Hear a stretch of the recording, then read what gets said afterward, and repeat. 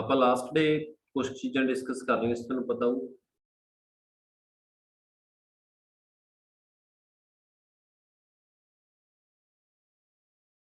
First unit ਦੇ ਵਿੱਚੋਂ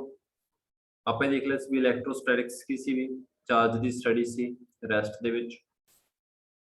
ਉਸ ਤੋਂ ਬਾਅਦ ਆਪਾਂ ਸਟੱਡੀ ਕਰ ਲਿਆ ਚਾਰਜ ਦੀਆਂ ਟਾਈਪਸ, ਪੋਜ਼ਿਟਿਵ ਤੇ ਨੈਗੇਟਿਵ। ਪੋਜ਼ਿਟਿਵ ਆਪਾਂ ਨੂੰ ਪਤਾ ਸੀ, ਪੋਜ਼ਿਟਿਵ ਨਾਲ ਕੀ ਕਰਦਾ ਸੀ, ਰਿਪੈਲ, ਤੇ ਪੋਜ਼ਿਟਿਵ ਤੇ ਨੈਗੇਟਿਵ ਵੋਲਟ ਚਾਰਜ ਜਿਹੜੇ ਅਨਲਾਈਕ ਕੀ ਕਰਦੇ ਸੀ, ਅਟਰੈਕਟ ਕਰਦੇ ਸੀ। ਫਿਰ ਅਸੀਂ ਸਟੱਡੀ ਕਰ ਲਿਆ ਸੀ ਇਲੈਕਟ੍ਰੋਸਟੈਟਿਕ ਸਟੱਡੀ, ਉਹ ਕਿੱਥੇ ਕੰਮ ਆਉਂਦੀ ਸਾਡੇ ਕੋਲ, ਜਿਵੇਂ ਅਸੀਂ ਫੋਟੋ ਕਾਪਿੰਗ ਕਰਦੇ ਮਸ਼ੀਨਸ ਦੇ ਵਿੱਚ। ਇਹ ਲਾਸਟ ਡੇ ਦਾ ਵਰਕ ਹੈ ਨਾ, ਇਹ ਆਪਾਂ ਡਾਇਗਰਾਮ ਦੇ ਵਿੱਚ ਕਲੀਅਰ ਕੀਤਾ ਸੀ ਵੀ ਇਲੈਕਟ੍ਰੋਸਟੈਟਿਕਸ ਕਿਸ ਤਰ੍ਹਾਂ ਇੱਕ ਸਾਡੀ ਜਿਹੜੀ ਚਾਰਜਿੰਗ ਕਰਕੇ ਇੰਕ ਨੂੰ ਕੀ ਕਰਦਾ ਪੇਪਰ ਦੇ ਉੱਪਰ ਪੇਸਟ ਕਰਵਾਉਣ। ਨੈਕਸਟ ਤੁਸੀਂ ਪੜ੍ਹ ਲਿਆ ਸੀਗਾ ਚਾਰਜ ਜਿਹੜਾ ਉਹਨੂੰ ਕਿਵੇਂ ਕਿਸੇ ਬੋਡੀ ਦੇ ਉੱਪਰ ਇੰਡਿਊਸ ਕੀਤਾ ਜਾ ਸਕਦਾ ਹੈ, ਉਹਦਾ ਪ੍ਰੋਸੈਸ ਪੜ੍ਹਿਆ ਸੀ ਆਪਾਂ। ਚਾਰਜਿੰਗ ਬਾਈ ਇੰਡਕਸ਼ਨ, ਇੱਕ ਤਾਂ ਇੰਡਕਸ਼ਨ ਮੈਥਡ ਹੁੰਦਾ ਵੀ ਇਹ ਵਾਲਾ, ਜਿਹੜਾ ਆਪਾਂ ਕਿਹਾ ਸੀ ਵੀ ਅਨਚਾਰਜਡ ਬੋਡੀ ਦੇ ਨੇੜੇ ਕੋਈ ਚਾਰਜਡ ਬੋਡੀ ਲਿਆਓ, ਉਹਦਾ ਉਹ ਪੋਜ਼ਿਟਿਵ ਅਟਰੈਕਟ ਕਰ ਲੂ, ਨੈਗੇਟਿਵ ਜਿਹੜਾ ਉਹ ਰਿਪੈਲ ਕਰ ਦੂ। ਫਿਰ ਆਪਾਂ ਨੈਗੇਟਿਵ ਨੂੰ ਕੀ ਕਰ ਦਾਂਗੇ, ਅਰਥ ਕਰ ਦਾਂਗੇ, ਤੇ ਉਹਦੇ ਉੱਪਰ ਜਿਹੜੀ ਕੰਪਲੀਟ ਬੋਡੀ ਦੀ ਚਾਰਜ ਕਿਹੜਾ ਸਪਰੈਡ ਹੋ ਜਾਊਗਾ, ਪੋਜ਼ਿਟਿਵ। ਇਹ ਅਸੀਂ ਸਟੱਡੀ ਕੀਤਾ ਸੀ। ਇੱਕ ਫਿਜ਼ੀਕਲ ਕੰਟੈਕਟ ਨਾਲ ਵੀ ਕਰ ਸਕਦੇ, ਇਹ ਰੋਡ ਹੈ ਜਿਹੜੀ, ਇਹਨੂੰ ਇਹਦੇ ਟੱਚ 'ਚ ਰੱਖ ਦਿਓ, ਇਹ ਰੋਡ ਬਿਲਕੁਲ ਇਹ ਟੱਚ ਕਰ ਦਿਓ, ਟੱਚ ਹੋਊਗੀ ਜਦੋਂ ਫਿਰ ਵੀ ਕੀ ਹੋ ਜਾਊ, ਇਹਦੇ ਉੱਪਰ ਚਾਰਜ ਆ ਜਾਊ। ਹੁਣ ਫਿਜ਼ੀਕਲ ਕੰਟੈਕਟ ਕਹਾਂਗੇ ਆਪਾਂ, ਜਿਹੜਾ ਇਹ ਵਾਲਾ ਹੈ ਚਾਰਜਿੰਗ ਬਾਈ ਇੰਡਕਸ਼ਨ ਹੈ। ਨੈਕਸਟ ਆਪਾਂ ਪ੍ਰੋਪਰਟੀ ਸਟੱਡੀ ਕੀਤੀਆਂ ਸੀ। ਹੁਣ ਆਪਾਂ ਨੈਕਸਟ ਪਾਰਟ ਜਿਹੜਾ ਉਸ ਤੋਂ ਬਾਅਦ ਕੰਟੀਨਿਊ ਕਰਦੇ ਵੀ, ਪਹਿਲਾਂ ਚਾਰਜ ਦੀਆਂ ਪ੍ਰੋਪਰਟੀਆਂ ਥੋੜ੍ਹੀਆਂ ਦੁਬਾਰਾ ਦੱਸਦਾ ਮੈਂ, ਕੁਛ ਕਰੇਗੀ ਇਸ ਵਿੱਚ। ਫਸਟ ਆਪਾਂ ਕੀ ਕਿਹਾ ਸੀ, ਇਲੈਕਟ੍ਰਿਕ ਚਾਰਜ ਜਿਹੜਾ ਉਹ ਕੀ ਰਹਿੰਦਾ ਹੈਗਾ, ਕੰਜ਼ਰਵ ਰਹਿੰਦਾ, ਮੀਨਸ ਜਿਹੜਾ ਚਾਰਜ ਹੈ ਉਹ ਹਮੇਸ਼ਾ ਕਾਂਸਟੈਂਟ ਰਹੂਗਾ, ਸਥਿਰ ਰਹੂਗਾ। ਜਦੋਂ ਵੀ ਤੁਸੀਂ ਕੋਈ ਪਾਰਟ ਕਰਦੇ ਹੋ, ਜਿਵੇਂ ਤੁਹਾਨੂੰ ਐਗਜ਼ਾਮਪਲ ਦਿੱਤੀ ਸੀ ਕੱਲ ਮੈਂ ਗਾਮਾ ਰੇਸ ਦੀ, ਤਾਂ ਇੱਥੇ ਆਪਾਂ ਯੂਜ਼ ਕੀਤਾ ਸੀਗਾ ਇਲੈਕਟ੍ਰੋਨ ਤੇ ਨਾਲ ਪਲੱਸ ਪੋਜ਼ਿਟਰੋਨ, ਤਾਂ ਉਦੋਂ ਗਾਮਾ ਰੇਸ ਬਣੀਆਂ ਸੀ। ਤਾਂ ਅਸੀਂ ਪਹਿਲਾਂ ਚਾਰਜ ਮੈਚ ਕਰੂਗੇ -1 +1 ਬਾਅਦ ਵਿੱਚ ਕਿੰਨਾ 0, ਤਾਂ ਪਹਿਲਾਂ ਐਡ ਕਰੋਗੇ ਉਹ ਵੀ ਕਿੰਨਾ ਜੂ 0, ਬਾਅਦ ਵਿੱਚ ਵੀ ਕੀ ਹੈ 0। ਤਾਂ ਇੱਥੋਂ ਪਤਾ ਲੱਗ ਗਿਆ ਸਾਨੂੰ ਵੀ ਚਾਰਜ ਹਮੇਸ਼ਾ ਕੀ ਰਹਿੰਦਾ, ਕੰਜ਼ਰਵ ਰਹਿੰਦਾ। ਇੱਕ ਤੁਸੀਂ ਇਹ ਵੀ ਕਹਿ ਸਕਦੇ ਹੋ ਵੀ ਜੇ ਆਪਾਂ ਕੋਈ ਆਬਜੈਕਟ ਮੂਵ ਕਰਦਾ ਜਾਂ ਸਪੀਡ ਦੇ ਨਾਲ ਕਿਸੇ ਵੀ ਨਾਲ, ਤਾਂ ਉਸ ਟਾਈਮ ਚਾਰਜ ਦੇ ਉੱਪਰ ਕੋਈ ਇਫੈਕਟ ਪੈਂਦਾ, ਤਾਂ ਚਾਰਜ ਜਿਹੜਾ ਉਹ ਕੀ ਹੈ ਇੱਥੇ ਇਨਵੇਰੀਐਂਸ ਹੈ। ਇਹ ਧਿਆਨ ਰੱਖੋ, ਚਾਰਜ ਹਮੇਸ਼ਾ ਕਿਹੜੀ ਪ੍ਰੋਪਰਟੀ ਫੋਲੋ ਕਰਦਾ, ਇਨਵੇਰੀਐਂਸ ਦੀ। ਮੀਨਸ ਚਾਰਜ ਜਿਹੜਾ ਉਹ ਸਪੀਡ ਦੇ ਨਾਲ ਚਾਰਜ ਉੱਪਰ ਕੋਈ ਇਫੈਕਟ ਨਹੀਂ ਪੈਂਦਾ, ਚਾਰਜ ਜਿਹੜਾ ਉਹਦੀ ਕੁਆਂਟੀਟੀ ਉਹਦੀ ਵੈਲਿਊ ਕੀ ਰਹਿੰਦੀ ਹੈ, ਸੇਮ ਰਹਿੰਦੀ ਹੈ। ਨੈਕਸਟ ਆਪਾਂ ਕਿਹਾ ਸੀ ਚਾਰਜ ਨੂੰ ਕੁਆਂਟਾਈਜ਼ ਕੀਤਾ ਜਾ ਸਕਦਾ ਹੈ, ਇਹਦਾ ਫਾਰਮੂਲਾ ਵੀ ਸਟੱਡੀ ਕੀਤਾ ਆਪਾਂ, Q = NE। ਕੀ ਆਪਾਂ ਕਿਹਾ ਸੀ ਇਲੈਕਟ੍ਰੋਨ ਦੇ ਉੱਪਰ ਇੱਕ ਚਾਰਜ ਹੁੰਦਾ ਹੈ ਜਿਹੜਾ 1.6 10⁻⁹ ਹੁੰਦਾ ਹੈ, ਕੂਲਮ ਚਾਰਜ ਦੇ ਯੂਨਿਟ ਨੇ। N ਕੀ ਹੁੰਦਾ ਸਾਡੇ ਕੋਲ, ਨੰਬਰ ਆਫ ਇਲੈਕਟ੍ਰੋਨ। Q ਉਹਨਾਂ ਦੇ ਉੱਪਰ ਟੋਟਲ ਚਾਰਜ ਹੈ ਕਿੰਨਾ ਹੈ, ਐਡੀਟਿਵ ਨੇਚਰ ਹੈ ਵੀ ਚਾਰਜ, ਮਤਲਬ ਚਾਰਜਸ ਦੀ ਤੁਸੀਂ ਐਡੀਸ਼ਨ ਕਰ ਸਕਦੇ ਹੋ। ਇਹ ਟੋਟਲ ਚਾਰਜ ਫਾਈਂਡ ਆਊਟ ਕਰਨਾ ਨਾ, ਜੇ ਤੁਹਾਡੇ ਕੋਲ ਫਸਟ ਚਾਰਜ ਹੈ, ਇਹ ਸੈਕਿੰਡ ਹੈ, ਇਹ ਥਰਡ ਹੈ, ਤਾਂ ਜਿੰਨੇ ਵੀ ਚਾਰਜ ਹੋਣਗੇ ਤੁਸੀਂ ਉਹਨਾਂ ਨੂੰ ਕੀ ਕਰ ਸਕਦੇ ਹੋ, ਅਲਜਬਰਿਕ ਫਾਰਮ 'ਚ ਕੀ ਕਰ ਸਕਦੇ ਹੋਗੇ, ਐਡੀਸ਼ਨ ਕਰ ਸਕਦੇ। ਇਹ ਆਪਣਾ ਲਾਸਟ ਟੌਪਿਕ ਜਿਹੜਾ ਮੈਂ ਤੱਕ ਕੀਤਾ ਸੀਗਾ। ਹੁਣ ਇਸ ਤੋਂ ਬਾਅਦ ਆਪਾਂ ਨੈਕਸਟ ਪਾਰਟ ਜਿਹੜਾ ਕਰਨਾ, ਕਲੀਅਰ ਹੈ ਤੱਕ? ਚਲੋ ਹੁਣ ਆਪਾਂ ਅਗਲੀ ਸਲਾਈਡ ਵੱਲ ਸ਼ਿਫਟ ਹੋਣੀ।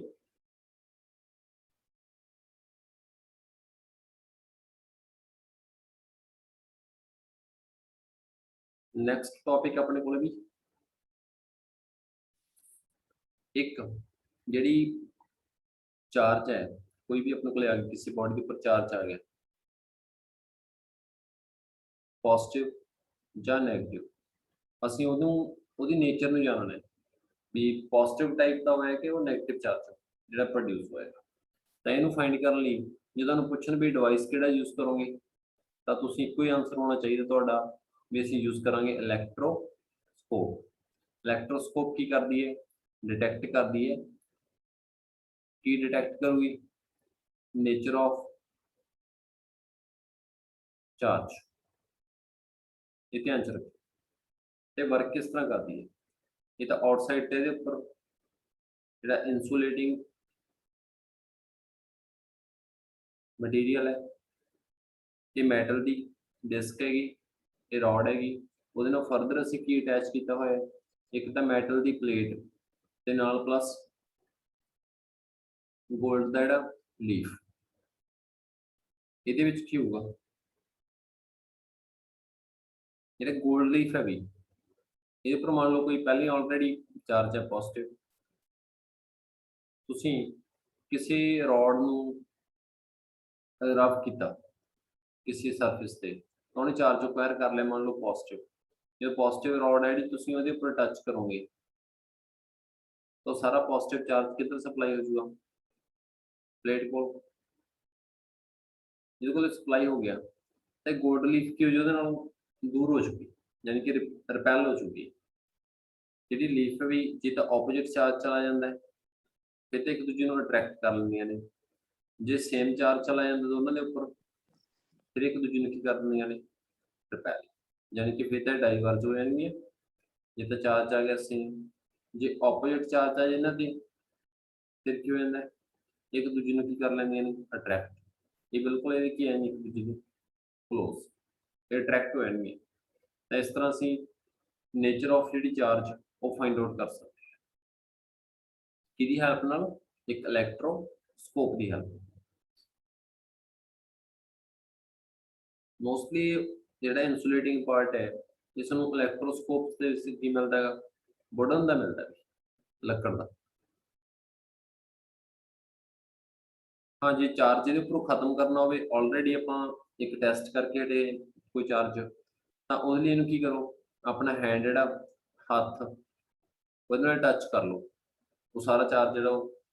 ਖਤਮ ਹੋ ਜਾਊਗਾ, ਕਿਉਂਕਿ ਤੁਹਾਡੀ ਬੋਡੀ ਜਿਹੜੀ ਉਹਨੂੰ ਕੀ ਕਰ ਲੂਗੀ? ਕੰਡਕਟ ਕਰ ਲੂਗੀ।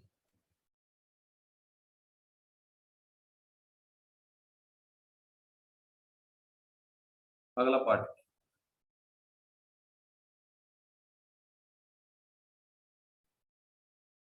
ਹੁਣ ਤੁਹਾਡੇ ਧਿਆਨ ਚ ਹੋਊਗਾ ਬਈ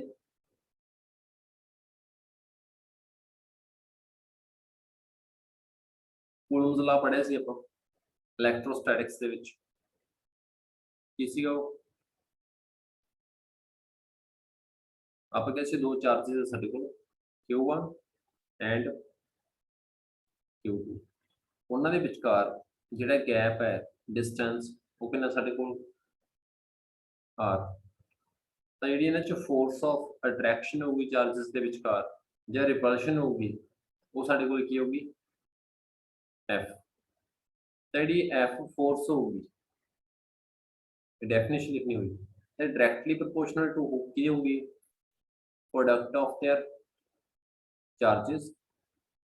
ਚਾਰजेस ਦੇ ਪ੍ਰੋਡਕਟ ਦੇ ਇਕੁਅਲ। ਬਟ ਜਿਹੜੀ ਫੋਰਸ ਆਫ ਅਟਰੈਕਸ਼ਨ ਜਾਂ ਰਿਪਲਸ਼ਨ ਹੋਊਗੀ ਇਨਵਰਸਲੀ ਪ੍ਰੋਪੋਰਸ਼ਨਲ ਟੂ ਕੀ ਹੋਊਗੀ? Square of distance between them। ਇਹ ਆਪਾਂ ਆਲਰੇਡੀ ਡਿਸਕਸ ਕੀਤਾ ਸੀ, ਆਪਾਂ ਰਿਵਾਈਜ਼ ਕਰ ਰਹੇ ਹਾਂ। ਉਸ ਤੋਂ ਬਾਅਦ ਤੁਸੀਂ ਦੋਨਾਂ ਨੂੰ ਕੰਬਾਈਨ ਕਰੋਗੇ, ਫਸਟ ਐਂਡ ਸੈਕੰਡ, ਤਾਂ ਕੀ ਆਊਗਾ? Q1 Q2 over R square. ਸਾਨੂੰ ਪਤਾ ਵੀ ਜਦੋਂ ਪ੍ਰੋਪੋਰਸ਼ਨੈਲਿਟੀ ਹਟਦੀ ਹੈ ਤਾਂ ਇੱਕ ਕਨਸਟੈਂਟ ਆਉਂਦਾ ਹੈ, Q1 Q2 ਓਵਰ R ਦਾ ਸਕੁਅਰ। ਤੁਹਾਡੇ ਚੋਂ ਵੀ ਕੋਈ ਕਨਸਟੈਂਟ ਮੈਂ ਲਿਖਦਾ ਇੱਥੇ, ਕਨਸਟੈਂਟ ਕੀ ਹੁੰਦਾ ਹੈਗਾ? 1/4 ਪਾਈ ਐਪਸਾਈਲਨ। ਇਹਦੀ ਵੈਲਿਊ ਦੱਸੋ ਵੀ ਕਿੰਨੀ ਹੋਊਗੀ? ਥੋੜਾ ਫਾਸਟ। एक पावर ना लिखी जाए कोई प्रॉब्लम नहीं, ਉਹਦੇ ਕੋਲੇ बस मैंशन कर ਦਿਓ, मैं आपकी समझूंगा स्पेस देके। ਜੇ किसी चीज की पावर लिखनी है ना, ਉਹਦੇ ਕੋਲ ਹੀ लिख ਦਿਓ बस।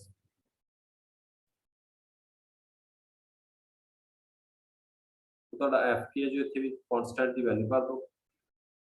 1 ਬਾਈ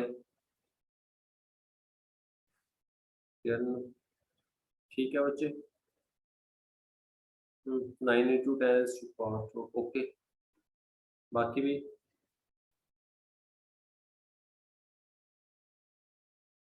इतने अपना Q1 Q2 upon R square तो ਜਿਹੜਾ कांस्टेंट है भी ਇਹਦੀ ਵੈਲਿਊ ਆਪਣੇ ਕੋਲ ਕੀ ਹੁੰਦੀ ਹੈਗੀ 1 ਬਾਈ 4 ਪਾਈ epsilon the 9 into 10 is to power 9 ਜਿਹਦੀ ਇਹਦੀ ਯੂਨਿਟ ਹੈ ਜਿਹੜੀ ਉਹ ਆਪਣੇ ਕੁਐਸਚਨ ਮਾਰਕ ਚ ਕਰੋ ਵੀ ਕੀ ਹੋਣਗੇ। ਯੂਨਿਟ ਕੀ ਆ ਸਕਦੇ ਵੀ ਉਹ ਕਿਵੇਂ ਲੱਭਣਗੇ ਵੀ ਯੂਨਿਟ ਕੀ ਹੁੰਦਾ ਕਾਂਸਟੈਂਟ ਦਾ ਤਾਂ ਤੁਸੀਂ ਖੁਦ ਇੱਕ ਫਾਰਮੂਲੇ ਤੇ ਧਿਆਨ ਦਿਓਗੇ। ਆਪਾਂ ਕੀ ਪੜਿਆ f ਇੱਥੇ ਸਾਡੇ ਕੋਲ ਕਾਂਸਟੈਂਟ ਹੈ 1/4 ਪਾਈ ਐਪਸਿਲਨ Q1 ਤੇ ਕੀ ਇੱਥੇ Q2 नीचे की है R ਦਾ स्क्वायर ਇਹਦਾ ਯੂਨਿਟ ਤਾਂ ਕੀ ਹੁੰਦਾ ਹੈ न्यूटन ये ऊपर चला जाऊगा ताकि बन जू मीटर का स्क्वायर ये डबल कूलम आऊगा दोनों का ताकि बन जू मैंस 2 कूलम भी नीचे आऊगा कूलम ऊपर चला जाऊगा ये बन जू न्यूटन मीटर स्क्वायर पर कूलम स्क्वायर ये ਤੁਹਾਡੇ ਕੋਲ कांस्टेंट ਦੇ ਯੂਨਿਟ ਬਣਦੇ ਉਹ ਫਾਰਮੂਲੇ ਤੋਂ ਤੁਸੀਂ ਡਰਾਈਵ ਕਰ ਸਕਦੇ। ਇਸ ਤੋਂ ਬਾਅਦ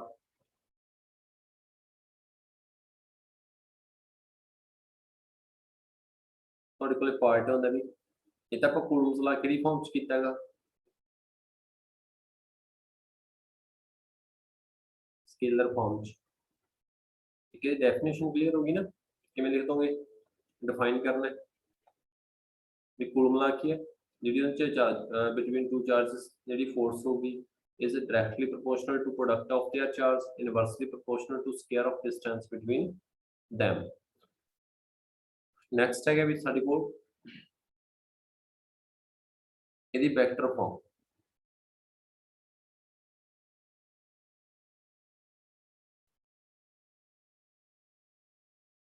वेक्टर फॉर्म च की ध्यान रखना हुंदा सी लिखण वेले सानू एक तां की चाहिदा हुंदा है वेक्टर कढना है मैग्नीट्यूड मैग्नीट्यूड ਨੂੰ f ਨਾਲ भी लिख सकते हो ਜਾਂ फिर f ਦੇ ਉੱਪਰ ਮੋਡੂਲਸ ਇਨਟੂ ਇਹਦਾ ਕੀ ਚਾਹੀਦਾ ਸਾਨੂੰ ਨਾਲ ਯੂਨਿਟ ਵੈਕਟਰ r ਦੇ ਉੱਪਰ ਕੈਪ ਪਾਓ ਤਾਂ ਤੁਹਾਨੂੰ ਪਤਾ ਵੀ ਵੈਕਟਰ ਫਾਰਮ ਹੈ ਤਾਂ ਮੈਗਨੀਟਿਊਡ ਆ ਜੀ ਪਹਿਲਾਂ ਜਿਹੜਾ ਅਸੀਂ ਆਲਰੇਡੀ ਕੱਢੀ ਬੈਠੇ ਹਾਂ नीचे r स्क्वायर ਇਹਦੇ ਨਾਲ ਕੀ ਆ ਜਾਣਾ ਯੂਨਿਟ ਵੈਕਟਰ ਜਿਹੜਾ ਯੂਨਿਟ ਵੈਕਟਰ ਹੈ ਇਹਦੀ ਵੈਲਿਊ ਸਾਨੂੰ ਪਤਾ ਹੈ ਕੀ ਪੁੱਟ ਕੀਤੀ ਜਾ ਸਕਦੀ ਹੈ r ਵੈਕਟਰ ਅਪੋਨ ਉਹਦਾ ਮੈਗਨੀਟਿਊਡ ਜਿੱਥੇ ਪੁੱਟ ਕਰੋਗੇ ਤਾਂ ਤੁਹਾਨੂੰ ਕੋਲ ਕੀ ਬਣ ਚੁੱਕੀ ਇਹ ਵਾਲੀ ਇਕੁਏਸ਼ਨ ਸੇਮ 1/4 ਪਾਈ ਐਪਸਿਲਨ Q1 Q2 नीचे ये मैग्नीट्यूड है ना मैं समझ गया दो तरीके लिख सकते हो आर भी लिख सकते हो आर के उपर मॉड पा के वैक्टर फॉर्म भी दे सकते हो तो तुहाडे कोल नीचे ये वाली फॉर्म नाल इहदी भी आर वैक्टर अपॉन आर ये स्क्वायर है इसकी पावर कितनी है 1 तो नीचे तुहाडे कोल पावर कितनी है इस नीचे वाले पार्ट इस पार्ट ਜਿਹੜਾ ਤੁਸੀਂ बाकी सारा सेम लिख दो हाँ भी किरण सही है ओके बच्चे पावर की लिख दोगे जी मैग्नीट्यूड दी 3 सही है प्रदीप ये सी ਤੁਹਾਡਾ भी कूलम्स ला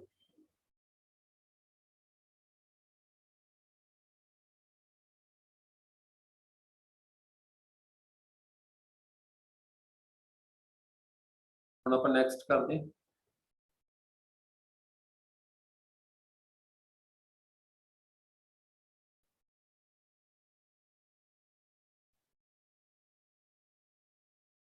वैक्टर फॉर्म।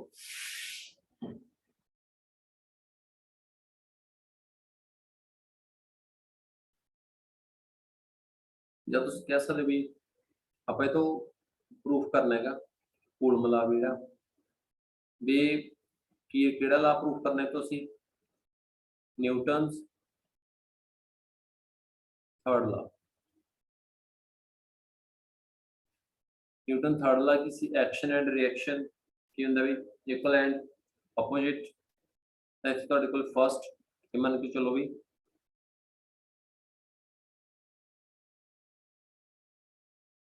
ये अपने को स्ट्रेट लाइन है कोई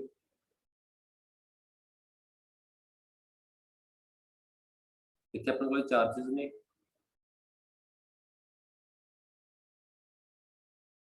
Q1 ये वाला केड़ा चार्ज है भी Q2 हुण असीं फोर्स कढनी है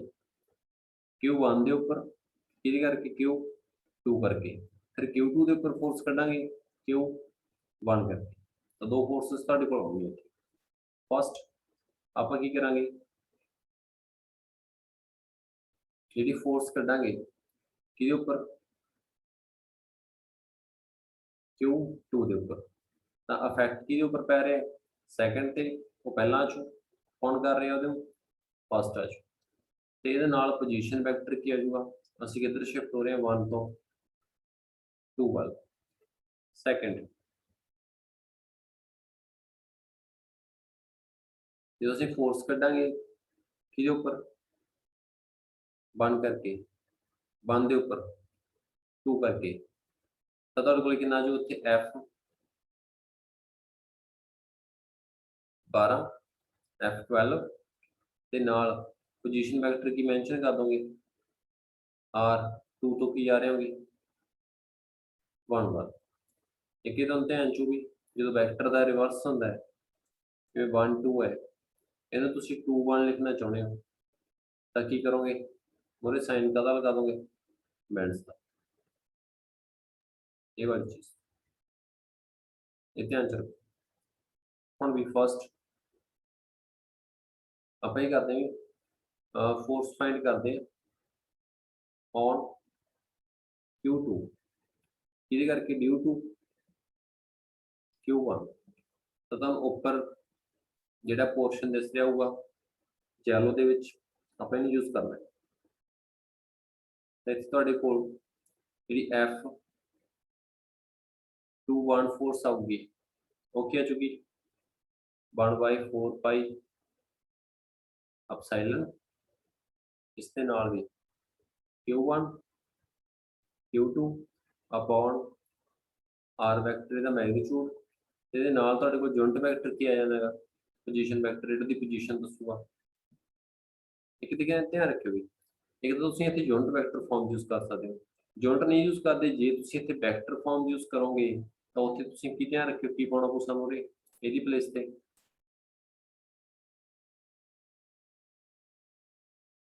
R ਵੈਕਟਰ अपॉन ਉਹਦਾ मैग्नीट्यूड ਉਹ मैग्नीट्यूड ਨਾਲ ਇੱਥੇ ਪਾਵਰ ਕਿੰਨੀ ਆ ਜੂਗੀ ਤੁਹਾਡੀ p ਇਹ ਆ ਜੂ पर ये नाल तुसीं पोजीशन की मेंशन करोगे असीं किधर जा रहे हैं 1 तो 2 पर इहनूं इक्वेशन नंबर फर्स्ट दे दो हुण आपां सैकेंड करांगे फाइंड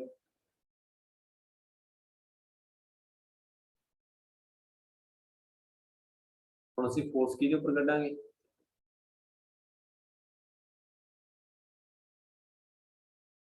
Q1 ते किहदे करके ड्यू टू Q2 तो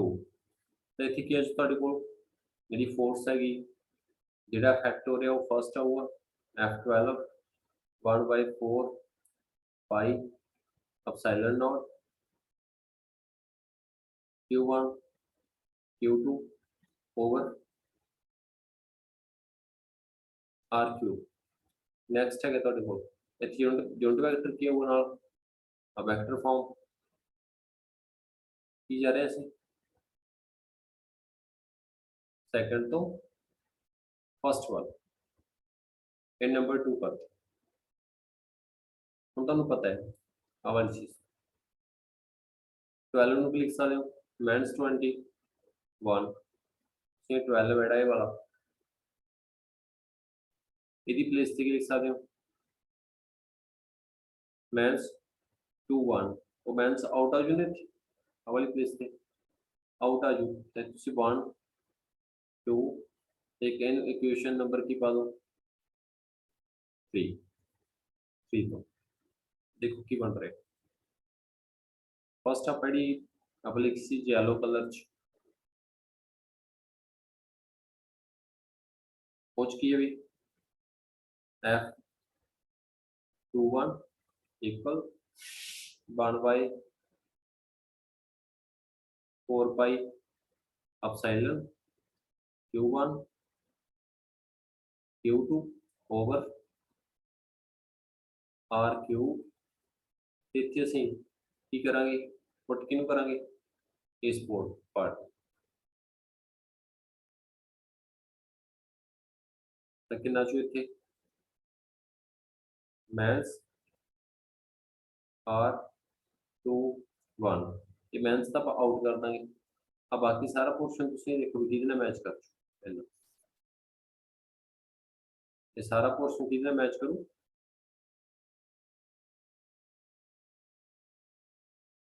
ਜੇ mains ਆਊਟ ਚਲੇਗੀ ਸੈਕੰਡ ਨਾਲ ਤਾਂ ਤੁਹਾਡੇ ਕੋਲ ਇਸ ਤੋਂ ਰਿਜ਼ਲਟ ਕੀ ਬਣੂਗਾ f ਜਿਹੜਾ 2 1 ਹੈ ਉਹ ਕਿਹਦੇ ਕੋਲ ਆ ਜਾਊ 1 2 ਇਹ ਸਾਡਾ ਕੀ ਪ੍ਰੂਫ ਹੋ ਗਿਆ ਵੀ ਨਿਊਟਨ ਦਾ ਥਰਡ ਲਾ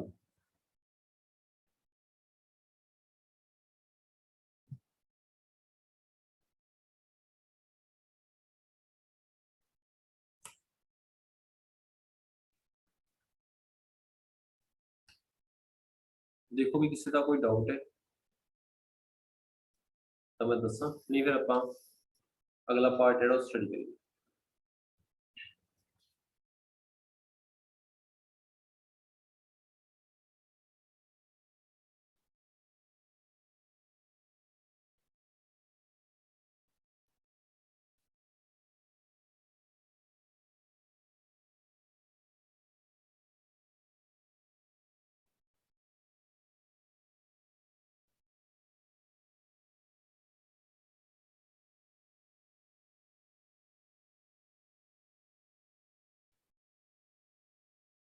इस तो बाद टॉपिक है ਤੁਹਾਡੇ ਕੋਲ डाइलेक्ट्रिक कांस्टेंट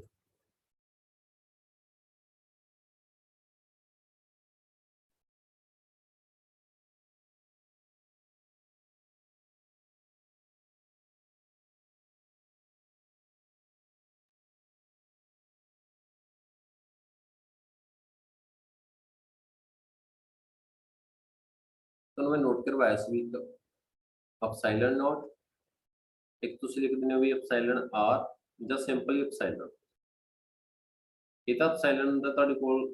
ਕਿਸੇ ਵੀ ਫ੍ਰੀ ਸਪੇਸ ਲਈ ਇਹ ਪਰਮੇਬਿਲਿਟੀ ਆਫ ਫ੍ਰੀ ਸਪੇਸ ਇਹ ਪਰਮੇਬਿਲਿਟੀ ਆਫ ਫ੍ਰੀ ਸਪੇਸ ਨਹੀਂ ਹੈਗੀ ਇਹ ਕਿਸੇ ਨਾ ਕਿਸੇ मीडियम ਦੀ ਹੋਊਗੀ ਹੁਣ डाइलेक्ट्रिक कांस्टेंट ਕੀ ਹੈ ਇਹ ਰੇਸ਼ੋ ਹੈ ਰੇਸ਼ੋ ਕਿਹਦੀ ਹੈ ਇਹਨੂੰ k ਨਾਲ ਡਿਨੋਟ ਕੀਤਾ ਜਾਂਦਾ ਹੈ रेशो अपने को भी किदी टू फोर्सेस थी फर्स्ट फोर्स ते सेकंड फोर्स फर्स्ट ਤੁਹਾਡੀ फोर्स ਕਾਦੇ ਵਿੱਚ ਉਹ ਇਹਦੇ ਵਿੱਚ ਇਸੇ ਧਿਆਨ ਚ ਤਾਂ ਦੱਸੋ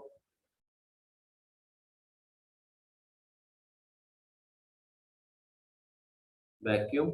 ਤੇ ਸੈਕੰਡ ਤੁਹਾਡੀ फोर्स ਕਿਹਦੇ ਵਿੱਚ ਆਊਗੀ ਮੀਡੀਅਮ ਦੇ ਵਿੱਚ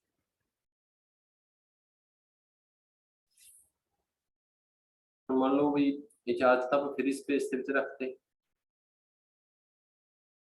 ਉਹਦੇ ਲਈ ਤੁਹਾਡੇ ਕੋਲ ਇਹ ਵਾਲੀ ਜਿਹੜੀ ਫੋਰਸ ਆ ਜੂਗੀ ਜੇ ਮੀਡੀਅਮ ਦੇ ਵਿੱਚ ਰੱਖੋਗੇ ਤਾਂ ਇਹ ਵਾਲੀ ਕਿਸੇ ਵੀ ਮੀਡੀਅਮ ਦੇ ਵਿੱਚ फ्री स्पेस ਨੂੰ ਛੱਡ ਕੇ ਕੋਈ ਮਰਜ਼ੀ ਮੀਡੀਅਮ ਆਪਾਂ ਯੂਜ਼ ਕਰ ਲਓ ਤਾਂ ਇੱਥੇ ਵੀ ਫਸਟ ਆਪਾਂ ਕੀ ਕਰਦੇ ਇਹਦੀਆਂ ਵੈਲਿਊਜ਼ ਲਿਖ ਲੈਣੇ तो ਤੁਹਾਡੇ ਕੋਲ ਜਿਹੜੀ ਫੋਰਸ ਲਿਖੋਗੇ ਤੇ ਮੈਂ ਕੀ ਦੇ ਵਿੱਚ ਹੀ ਮੈਂ ਪੁੱਟ ਕਰ ਦਿੰਦੇ ਫਸਟ ਉੱਪਰ ਫੋਰਸ ਹੈ ਜੀ ਵੈਕਿਊਮ ਦੇ ਵਿੱਚ ਉਹ 'ਚ ਪੁੱਟ ਕਰੋਗੇ ਤੁਸੀਂ 1/4 ਪਾਈ ਐਪਸਾਈਲਨ ਨੋਟ क्योंकि फ्री स्पेस ਦੇ ਵਿੱਚ ਹੈ ਚਾਰजेस ਕੀ ਹੋਣਗੇ Q1 Q2 नीचे R ਦਾ ਸਕੁਅਰ ਤਾਂ ਨੀਚੇ Q ਤੁਹਾਡੇ ਕੋਲ ਇੱਥੇ ਵੀ 1/4 पाई एप्सिलॉन जब एप्सिलॉन R पास कर देंगे क्योंकि मीडियम दी है permeability Q1 Q2 over R ਦਾ ਸਕੁਅਰ नीचे देखो भी ਕਿਹੜੇ ਪਾਰਟ ਜਿਹੜੇ ਉਹ ਕੈਂਸਲ ਹੋ ਜਾਣਗੇ फर्स्ट Q1 R ਸਕੁਅਰ ਇਹ ਕੈਂਸਲ ਹੋ ਜੂ ਨੈਕਸਟ ਹੈਗਾ ਤੁਹਾਡੇ ਕੋਲ 4 ਪਾਈ ਕੈਂਸਲ ਹੋ ਜੂ ਤੁਹਾਡੇ ਕੋਲ ਰਿਮੇਨਿੰਗ ਪੋਰਸ਼ਨ ਇੱਥੇ ਕੀ ਬਚਣਾ ਵੀ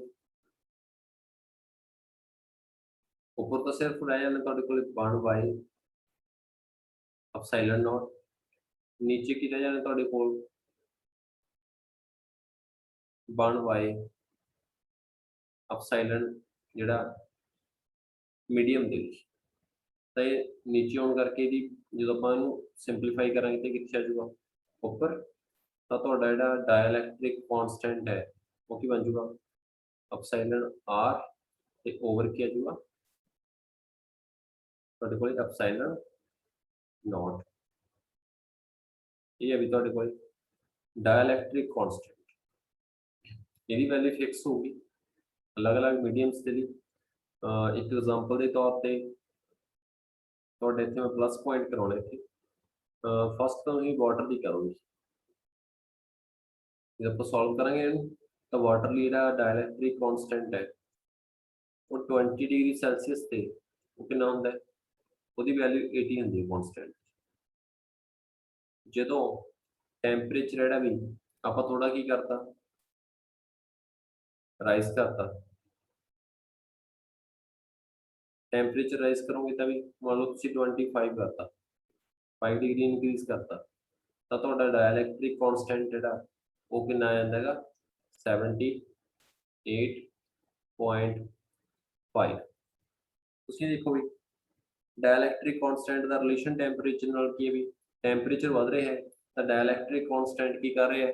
ਡਿਕਰੀਜ਼ ਹੋ ਰਿਹਾ ਨਾ ਤਾਂ ਇਸ ਚੀਜ਼ ਦਾ ਖਿਆਲ ਰੱਖਿਓ ਜਦੋਂ ਵੀ डायलैक्ट्रिक कांस्टेंट ਜਿਹੜਾ ਉਹ ਵਧੂਗਾ ਜੇ ਟੈਂਪਰੇਚਰ ਘਟੂਗਾ ਇਹ ਘਟ ਜੂ ਡਾਇਲੈਕਟ੍ਰਿਕ ਕਾਂਸਟੈਂਟ ਜੇ ਟੈਂਪਰੇਚਰ ਜਿਹੜਾ ਵੱਧ ਜੂ ਯਾਨੀ ਕਿ ਦੋਨਾਂ ਦਾ ਰਿਲੇਸ਼ਨ ਜੇ ਦੇਖਿਆ ਜਾਵੇ ਤਾਂ ਟੈਂਪਰੇਚਰ ਨਾਲ ਆਪਸ ਵਿੱਚ ਕੀ ਹੈ ਦੋਨਾਂ ਦਾ ਇਨਵਰਸਲੀ ਹੈ ਸੈਕੰਡ ਚੀਜ਼ ਤੁਹਾਡੇ ਚ ਕੋਈ ਵੀ ਸਟੂਡੈਂਟ ਮੈਨੂੰ ਡਾਇਲੈਕਟ੍ਰਿਕ ਕਾਂਸਟੈਂਟ ਦੇ ਯੂਨਿਟ ਦੱਸੋ ਕੀ ਹੋਣਗੇ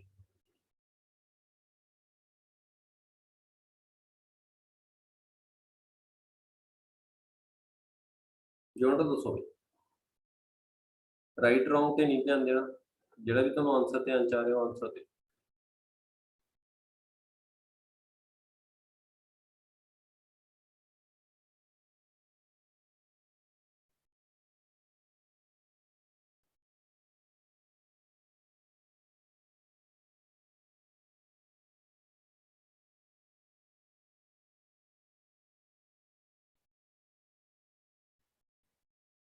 ਦੱਸੋ ਵੀ जल्दी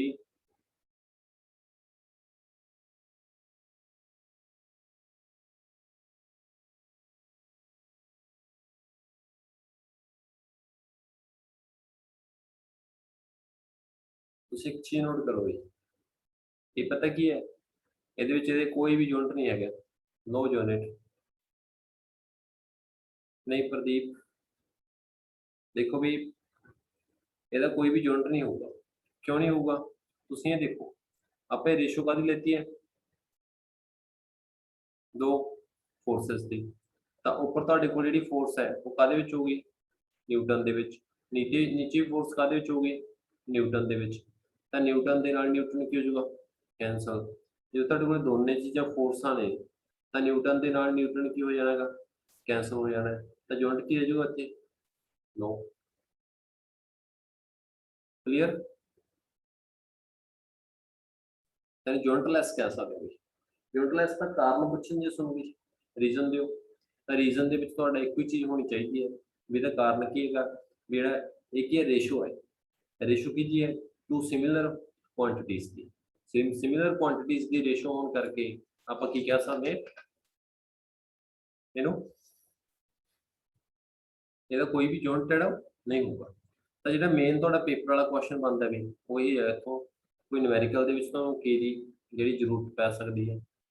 ਨੈਕਸਟ ਆਪਾਂ ਇਹਦਾ ਯੂਜ਼ ਕੀਤਾ ਸੀਗਾ ਤੁਹਾਡੇ ਧਿਆਨ ਚੋਂ ਇਲੈਕਟ੍ਰਿਕ ਫੀਲਡ ਲਈ ਆਪਾਂ ਯੂਜ਼ ਕਰਾਂਗੇ ਨਾ ਕੁਝ ਮੈਂ ਤੁਹਾਨੂੰ ਕਰਵਾਇਆ ਸੀਗਾ ਕਿ ਫ੍ਰੀ ਸਪੇਸ ਲਈ ਤੇ ਨੀਚੇ ਮੀਡੀਅਮ ਲਈ ਉੱਥੇ ਆਪਣੀ ਦੀ ਲੋਡ ਪਊਗੀ ਇਹ ਕਿਵੇਂ ਬਣੂਗਾ ਵੀ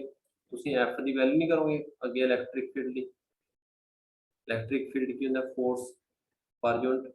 ਟੈਸਟ ਚਾਰਜ ਤੇ ਜਿਹੜੀ ਐਫ ਕੱਢੋਗੇ ਉਹ ਕਿਊ ਈ ਹੈ ਜੋ ਤਾਂ ਉਹਦੇ ਐਫ ਦੀ ਜਗ੍ਹਾ ਤੇ ਆਪਾਂ ਕਿਊ ਈ ਨੀਚੇ ਵੀ ਕਿਊ ਈ ਭਰਾਂਗੇ ਕਿਊ ਨਾ ਕਿਊ ਕੈਂਸਲ ਤਾਂ ਇਕੱਲਾ ਇਲੈਕਟ੍ਰਿਕ ਫੀਲਡ ਜਿਹੜਾ ਉਹ ਰਹੇ ਇਹ ਡਾਇਲੈਕਟ੍ਰਿਕ ਕਨਸਟੈਂਟ ਤੁਹਾਡਾ ਅੱਗੇ ਜਿਹੜਾ ਤੁਸੀਂ ਕਰੋਗੇ ਕੈਪੈਸਿਟਰ ਵਾਲਾ ਕਨਸੈਪਟ ਉਹਦੇ ਵਿੱਚ ਕੰਮ ਆਊਗਾ ਭਾਵੇਂ ਕਿਸੇ ਦੀ ਕੋਈ ਕੁਐਰੀ ਹੈ ਤਾਂ ਪੁੱਛ ਸਕਦਾ ਬਾਕੀ ਆਪਾਂ ਇਸ ਤੱਕ ਹੀ ਡਿਸਕਸ ਕਰਾਂਗੇ ਕੱਲ ਤੁਹਾਡਾ ਪੋਜੀਸ਼ਨ ਵੈਕਟਰ ਜਿਹੜਾ ਚਾਰਜ ਡਿਸਟ੍ਰੀਬਿਊਸ਼ਨ ਡੈਫੀਨੇਸ਼ਨ ਉਹਦੀਆਂ ਉਹ ਆ ਜਾਊਗਾ वॉल्यूम सरफेस चार्ज डेंसिटी बहुत ईजी है तो सिंपल है ਉਹਦੇ ਨਾਲ ਪਲੱਸ ਮੈਂ ਕੋਸ਼ਿਸ਼ ਕਰੂੰ ਤੁਹਾਨੂੰ ਵੀ ਕੁਝ ਐਮਸੀਕਿਊਜ਼ ਕੁਐਸਚਨ ਤੁਹਾਡੇ ਜਿਹੜੇ ਉਹ ਮੈਂ ਤਿਆਰ ਕਰਾਂ ਕਿ ਆਪਾਂ ਨਾਲ ਜਿਹੜੀ ਰਿਵੀਜ਼ਨ ਕਰਾਂਗੇ ਉਹ ਚ ਐਮਸੀਕਿਊ ਡਿਸਕਸ ਕਰਨ ਦੀ ਕੋਸ਼ਿਸ਼ ਜ਼ਿਆਦਾ ਕਰਾਂਗੇ ਕਿਉਂਕਿ ਤੁਹਾਡਾ ਪੇਪਰ ਦਾ ਪੈਟਰਨ ਜਿਹੜੇ ਉਹ ਚੇਂਜ ਹੋ ਗਏ ਨਾ ਤਾਂ ਠੀਕ ਹੈ ਵੀ ਕੋਈ ਕੁਐਰੀ ਤਾਂ ਬੱਚੇ ਬੋਲ ਸਕਦੇ ਹੋ ਇਹ ਆਪਾਂ ਕਲਾਸ ਸੈਡੀ ਹੋ